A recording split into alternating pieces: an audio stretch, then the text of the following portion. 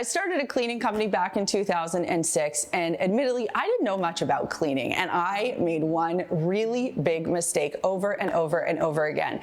And it cost me time, it cost me results, and it cost me in product. So in this video, I want to tell you exactly what that mistake was so that you can avoid it. Let me waste the time and the effort and the money so you don't have to.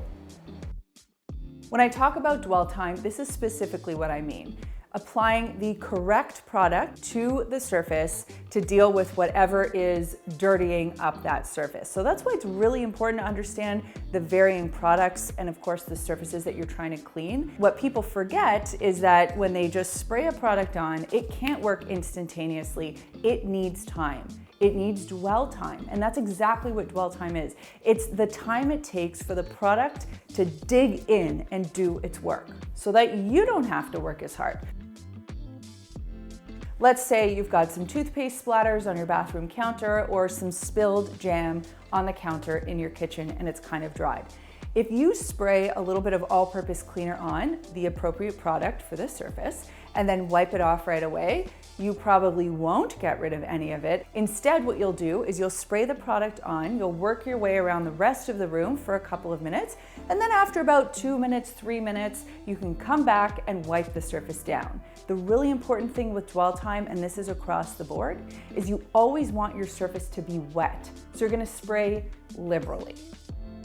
Stain removal is both an art and a science, but one thing I can say for sure is that you've got to treat your stain really quick, and then you have to use the right product and allow it to sit for a couple of minutes before you launder so that the product can do its job. And if you're using something like an enzyme-based cleaner, you might want to let it sit for a little bit longer so that that product can really work. If you spray a product on and chuck your garment right into the washing machine afterward, the product hasn't really had a chance to break that stain down, break those bonds, lift the dirt to the surface, and prime the garment to release the stain.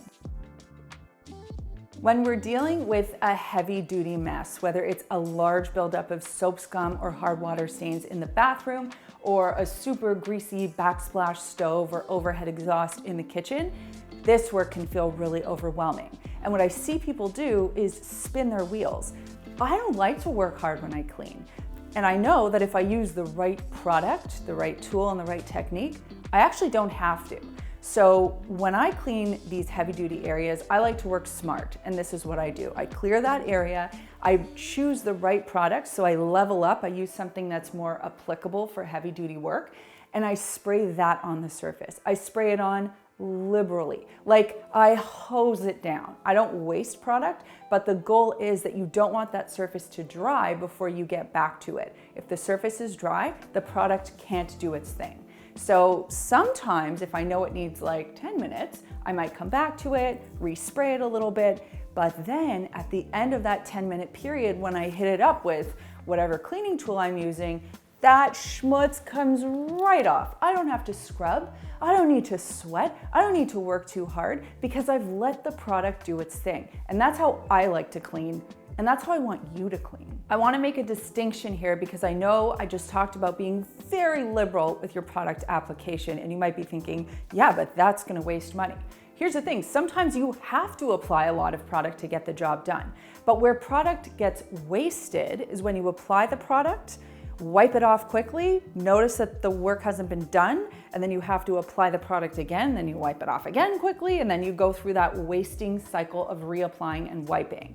It wastes product and it wastes time. The other thing, and you can learn more about this in our 50 DIY Cleaners ebook, is you can make a lot of these very effective products yourself for way less than the price of a store-bought product. All right, well, now you know about dwell time. It's one of the basics in cleaning, but you wouldn't know it unless someone explicitly told you, which is why it took me a long time to learn. So I hope that you now employ the technique of dwell time when you go out into the world and clean. And let me know in the comments down below if you have a favorite DIY cleaner. Mine has to be my ride or die, which is 2 cups of water and a half teaspoon of dish soap. I use that all over the house. But let me know your favorites in the comments down below. If you haven't done so already, make sure that you subscribe to the Makers Clean channel. Thanks so much for watching, and we'll see you soon.